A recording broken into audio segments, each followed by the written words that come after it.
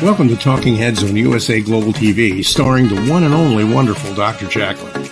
It's a prestigious place where world-class influencers and experts meet, and where you'll find the most trusted advisors and coaches for all things in life and business. Visit usaglobaltv.com to sign up for our newsletter, get the value you need, and be first in line to learn about events and giveaways and other valuable content. Connect with us. Email Dr. Jacqueline at usaglobaltv.com to talk about how you can become part of USA Global TV. That's USA Global TV, where the doctor is always in. Hello, welcome to USA Global TV and Radio. And for our returning viewers and listeners, welcome back. It's such an honor and pleasure to have you with me once again. And to our new viewers and listeners, I can't wait to share what we're talking, or I'm talking about today. My name is Jenetta Barry, and our show today is part of the Talking Heads series. And I'm an expert presenter on today's topic, which is dealing with family dynamics and politics. And boy, can that be a contentious issue. One can choose one's friends, but you can't choose your family. And sometimes it feels like we're so stuck in a rut with the same charges we have about different family members, and that we'll never get past them. And it can be quite wearying. So to quote two quotes, one is from Nora Roberts, where she says, "Families is luck of the draw, Lena. What you make of yourself because or despite it, that's where the spine and the heart come in." And Deanne Love from Picture Perfect says, "If you look close enough, you see cracks in everything." And that's okay, because when you really think about it, it's the cracks and gaps and chinks in things that lets the light shine in. They're just as important as getting everything to run smoothly. That's what we're going to deal with today, because if you think about it, at the highest levels of everything, we're all one. We're all interconnected. We're all one. I know it doesn't feel like it a lot of the time, but we really are. How many times have you thought of somebody and then your phone rings and it's them? That is part of the all-in-one stuff. But at the same time, we all are many, because it takes our separateness to combine into that one to make it complete. And we perceive different people in our lives with different roles.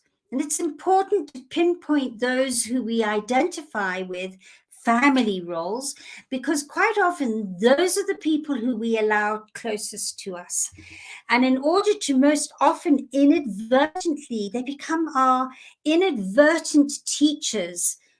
And they teach us all sorts of lessons. And I know you're going to say, really? When that family member did that to me, what lesson is in that? How dare they do whatever it is? So the important first step is, do you feel an attraction for family? List them. Yeah, this is what I love about my family and being part of a family. And those ones normally one can do quite easily. It's not that difficult to go, well, this part of my family, I love doing this, and I'm attracted to my family for doing this, or going here, or understanding whatever, or taking this action. What would be helpful is, what are your repulsions to them? Write those down as well.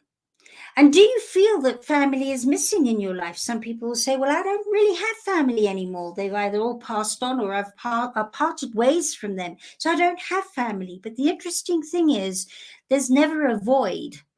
There's never a void. Whatever is missing in your life immediately is filled with the same energy in a different form, sometimes in the same form. But I have a friend who's never had children. She has 10 dogs, and they are definitely her family and her children. So family always comes in different forms. And transcending the charges that you have on your perceptions of family, because how we feel about our family can be quite strong-willed and minded. but they are in actual fact our perceptions. And when you can transcend the charges you have on those perceptions, it'll free you to become present with your life and with all the new people in front of you as part of your family. And some families pride themselves with regards to the depth of togetherness that they're able to operate from. And others cannot imagine what that scenario could even begin to feel like, as siblings and parents spend large amounts of their time, they're condemning and feuding. And so many people perceive that the former one, that happy family, is the ideal family unit to belong to. So you sit there going, my family's always feuding. My mother's always falling out with my father, my brothers, my siblings, her siblings, or everybody's falling out with everybody. Who wants a family like that? I don't want that. So the ideal family unit, they think the ideal family unit to belong to is that latter one, where that no one needs to be fixed. And yet in the world of actuality, there exists forms of disharmony within the harmonious family that we're just not seeing. We're just seeing no disharmony in the form we identify with, but there will be existing forms of disharmony in that supposed harmonious family, as there are equal amounts of harmony being displayed in the disharmonious family. So that's the other side. We think, oh, there's only disharmony and we're all shouting at each other and falling out, and this one's not talking to that one. And what happens is we go into the perception that that's the truth, and we're not able, we become blocked, blinded, and distorted from seeing where harmony is happening in that supposed disharmonious family in different ways, in different forms that we're not aware of, because we're so focused on only the disharmony. And so it's being able to see that it comes either in the same degree, in the same form, or in the same degree, in differing forms, in both sides of those two scenarios of families.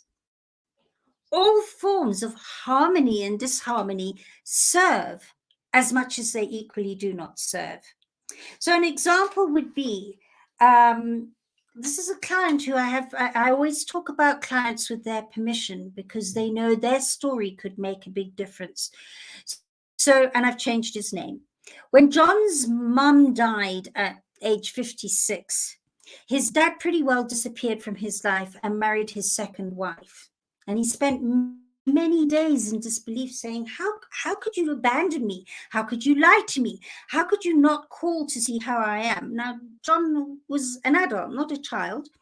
And at one point, he was more upset about his living father than he was about his dead mother.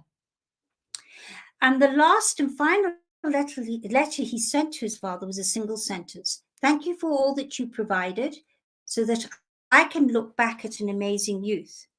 Because he was able to see where his father had provided for him, maybe not in the way that in his highest value system, but he was able to do that. And he found he had become complete. He didn't expect a response, and he didn't get one. And the key was gratitude from his heart. And with wisdom, we discover that every relationship is perfect exactly the way it is, or the way it isn't. And this has helped me so much. Some of you know I lost a daughter to suicide after she and I had an argument. And people say to me, "Are you for real? How could you possibly say that you wake up every day from that place of gratitude that your child did this?" Because I've been able to see the way it was and has served as much as it hasn't. The way it is serving and serving all of us. And the key is for us to transcend any expectations other than what is. In honoring other people's freedom to do or not to do, or to be or not to be anything other than who we choose them to be, then we transcend anything other than thankfulness for the perfection of what they do have. Because when we're not in that place of, I expect you to be this way because that is in my value system, when we're able to see the gift of them not operating from our value system and what that gives us. So an example would be, supposing I have a brother who is not on a par with me, and I expect him and his behavior to be a certain way with me. Otherwise, I don't want to have anything to do with him. Now that feels contentious. And I can tell you, with my mother, she would be saying, although she's now passed on, she would be saying, no, you can't have disharmony in the family. So supposing I'm there, what I'm not able to see is how that's serving me. What is that giving me that if we were in harmony would be lost? So I would be able to start saying, well, it's helped me to turn to other people and have conversations that I really appreciate because they're in my value system. So if I'd had the rapport with my brother, I'd be missing those relationships. And then I would ask myself, who's come in that brother energy instead? That's given me an experience that would be missing if I only got it from my actual brother energy. So who's come? Because there can never be a vacuum. If I've lost brother energy, who has come in? Or maybe several or many have come in on that brother energy. When you start seeing where it is existing and the relationship is existing, or how that relationship is serving you by not performing and delivering in your value system, that's when you'll say it will stay with brother energy. You start appreciating that whatever your brother does or doesn't do is an added extra.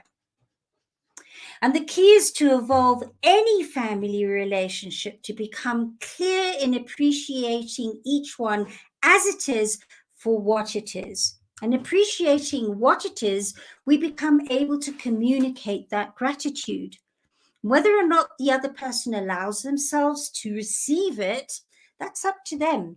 That's their journey of evolution. You are not responsible for that. That's their decision to take it and use it or to leave it, because something else will help them to evolve in their way, in their value system. And at the end of the day, you live with yourself. You control opening and closing your heart. And by honoring everything and everyone for who they are, you become empowered to become present with what is, what actually is, and be who you would love to be. So here's an example. We'll call this family the Smith family. Jane and Chris Smith appear to have it all. A teenage son and daughter, steady careers with sizable incomes, a beautiful home in upmarket suburbia, as well as maybe they've got a holiday house 3 hours away, which they regularly visit at weekends and over holidays. And their daughter and son are A-grade pupils and top athletes, and both have outgoing, self-assured personalities. They do nearly everything together as a family, with Chris paying for their children's boyfriend and girlfriend to travel with them. And when they travel abroad on holiday, by way of example. So all in all, the Smiths' ideal family life is admired by many. Now let's go to the Browns family story. James Brown, 19, the third child of 4, hates his life. Just as importantly, he can't bear living with what he perceives to be a dysfunctional family. And although his parents from the start have not had large amounts of money in their lives, they have nevertheless managed to create a functional home and living environment for their children. Now, unfortunately, let's take James' parents operate from extreme conflict within their relationship. Let's suppose that's happening. And they're in conflict with each other, and James and his siblings have a hard time of it, trying to keep the peace all the time. And to top it all, his younger sister, Karen, is also very volatile, swings from extreme emotional highs to extreme emotional lows. And he just feels he's surrounded by so much shouting and discord around in his home and environment. And James often wonders, what would it be like to live a lifestyle dynamic like the one the Smiths enjoy? And he longs to be able to make his family change and become more like what he feels a family ought to be. So let's look at James's lifestyle advantages, because he can easily list where those disadvantages are. We've just listed some of them. So when James created lists of where there were equal advantages to the lifestyle he was living, and at the same time was able to acknowledge in which areas the Smiths were, now this is interesting, in different ways as equally disadvantaged, he started being able to see where they were compromised, where he was blocked, blinded, and distorted before, and being able to see that. He could only see the advantages they were operating from. And he was able to bring his illusions of loss into a place of gratitude, and then appreciate where he was equally advantaged, but just in different ways within his lifestyle. He was then able to understand how his difficult circumstances had assisted him to draw closer to his older brother, by way of example. And the two of them actually found solace in discussing the depths of the situation and had frequently come up with solutions. It gave them a great philosophical grounding as to how to support their impossibly irrational sister within her difficult moments. And then he realized that this brought them the depth of appreciation and closeness to each other that would have never been experienced had they been concentrating on just their sports and studies. And as the Smith children had been able to do, he thought that was the ideal thing. So then James then was able to realize that the skills he had gained from this with his brother and his sister had inspired him to help many other people, and that he was considered to be a successful and empathetic and even an authentic hands-on leader with projects he worked on at school. And then he was able to start listing where he was able to acknowledge that his family's circumstances had fine-honed his leadership skills. So James worked out where his challenges were working to his advantage in his faith and trust in himself, in others, in situations, in the universe at large, where it was pushing him to use mental skills and techniques and experience that he'd never used before or had used, but now this pushed him to hone them and to become more mentally sharp. It pushed him to physically go out there and do things, spend more time with his brother, be more of a leader. His physical side was instead of perhaps doing the sports, he was physically going around and talking with people and getting them to do things and doing things with them physically. Maybe it got him to walk with them more or swim with them or whatever it was that he was helping them with their leadership skills and his leadership skills. Socially, he became more of a because his heart was empathetic. Family as well, being able to come up with solutions and ways to handle things differently within the family. Even financial skills, he was able to start saying, oh, because this is happening, it helped me to start feeling differently towards my money.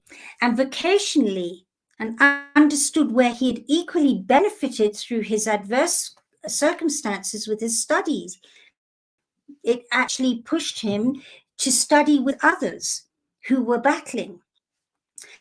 And then let's look at the Smiths' lifestyle disadvantages. James was amazed once he was able to equally appreciate that although what the Smiths had created in their life had definitely served them. So this is not discounting that the life that they had created wasn't of service. That very lifestyle in differing forms had created equal disservice as well. When he was able to see where their challenges were, to the equal degree of where they were advantaged by it, he understood that they were dealing with similar adversity in a different form. It was just in a different form. And because it wasn't in the form he was experiencing it, it felt more superior. He realized by way of example that with the Smith siblings being so focused on their studies and sports, they rarely had time to just sit and be and talk with each other. It was always, with the pressure of deadlines and, having to get here and doing this and this exam and that test, and everything was very structured to the point that their interactive time with each other, something had compromised there. And he realized he couldn't imagine not being able to do that with his brother, by way of example. And he also realized that the high standards that the Smiths had created came at the price of having to maintain those standards. It's a lot of pressure. We're the ideal family that everybody looks up to. We're the role models. We're able to do things with ease, which means we've got to always make sure that it looks easy and remains easy. That's a lot of pressure. He then understood how mentally and physically exhausting that must be for them. I mean, can you imagine just trying to keep those up to everybody because everybody expects you to? And again, he was able to work out all the equal disadvantages that the Smith family were having to address within their family dynamics in all 7 life areas. And then that brought it into balance. And James was able to deeply appreciate just how much potential opportunity and even inspiration his family dynamics were offering him in assisting him with his future successes. So I'm going to move on with my own personal example. I mentioned earlier on the dynamic of what losing a child to suicide can do to a family. Before Jenny left, my son Neil often talks about the tension between Jenny and I, even before that argument. And it was always to him that she would turn and say, I cannot understand why it's so contentious between mum and me. And so it pushed my son into a leadership role. He actually became head boy of his school because it improved his listening and empathy skills. And there was a lot that came out of that, his ability to stand back and listen differently and approach it differently and support differently. It gave him a whole load of new skills. Post losing Jenny, I've watched my family step into a place from the most hectic situation I think any family can think of having to deal, one of the most, certainly not the most, but one of the most any family has to deal with. I've watched us move into more authentic, more heart-opening, and deeper understanding because we lost Jenny, because I lost a daughter, they lost a sibling. It's pushed us into forms of communication that are far more open. We've been able to work through challenges together that would be impossible, to create boundaries, to sit in that place of this could bring loss, but this is what it will bring as well in gain. So that when we sit round a table, if there is contention going on, I had one with a family member earlier this year, we were able to speak our truth from our hearts, and we are able to do that more and more because of this loss. Speak our truth from our hearts, even though we know it won't necessarily be agreed with. And what happens is, the more you step forward in that place of understanding, there's equal advantage and disadvantage with whatever you're embracing. Because it may not be in the other person's value system, and it might press their button and they will feel charged whilst you speak your truth. Because it's coming from your heart, they might have a little bit of a, whoa, I just didn't like what you just said. But because deep down they know you're being authentic and open-hearted, they'll go away for a while and say, yeah, that wasn't said from hurt. That wasn't said from judgment. It was said from the heart, and it's their truth. And I have watched my family members, when we all speak and approach it this way, start coming back to each other and going, I get you. I don't necessarily agree with you, but I get you and I accept you for what you've said. And I really appreciate that you were able to truthfully express what it was and why you were coming from that place. And now here's mine. And what solution can we come up with? What plan? Because now the charge has gone out between the two of them. If I'd had that before I'd lost Jenny, our conversations would have been different. But yet it's in that loss of Jenny that it's created it in new forms. And I want to say to you, those are very powerful, powerful conversations when you can bring yourself into open-hearted certainty and clarity, knowing that it might upset somebody that you hold dear to you for a little while, but because they know you're speaking from your heart and from your truth, not to hurt them, not to destroy them, not to judge them. When they know it, they know it. There's that deep unconscious and even conscious knowing. They will come back and say, I got it now. And it's the most heartwarming place, because whoever you're doing it with, you step into a zone of deeper understanding and interactive ability that is even more authentic than before. Now, having said that, there will be times where it might be necessary to say, this family member has been called out. They've not understood what's just happened. They've gone off and had a hissy fit, and they've still carrying on, overstepping perhaps your boundaries. So this isn't saying you've got to do this to everybody and make sure you get an outcome from everybody like that. This is saying that you have the choice to do it. They have the choice to take it, process it, and understand it in its truth and in its light. They also have the choice to not. And that's when you both have the choice to say, I choose to step away from you. And that is the powerful thing. It's not always having to be in harmony. Sometimes the disharmony and the distance is necessary because that whole dynamic is so out of kilter.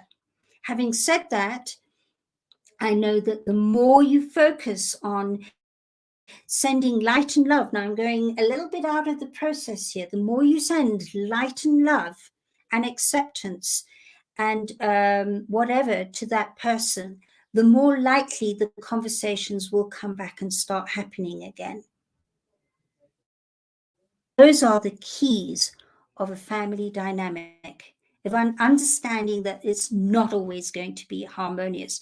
And it's not about making it a harmonious family. It's about how you handle when the disharmony comes in, how you handle yourself, because it starts within first. So how you handle yourself and how you then handle that contentious issue, maybe even a contentious person. That's when heart opening conversations start happening. If you'd like to know how to do that even more skillfully, there's a whole load of questions I would love to share with you. Please feel free to reach out to me. You can get me at Jenetta at theepiphanyprocess.com. And I would love to spend 15-20 minutes free with you to help you through this. I did exactly that last night with a family that's dealing with a friend who is, by way of example, suicidal, and how to deal with that. If you'd like to know how to take those first baby steps very powerfully, please do feel free to reach out to me, and I'll be more than happy to spend some time getting the basics into place for you. And I want to thank you for being with me today, for your attention and interest, because I always believe whoever is with me on a presentation like this, there's always an appropriate time. That synergy is amazing. And I also want to invite you to please subscribe to our USA Global TV and Radio YouTube channel, which is USA Global TV. And you can find all the Talking Head episodes, mine and the many other authorities who are giving the most amazing pearls of wisdom out here on this channel week by week.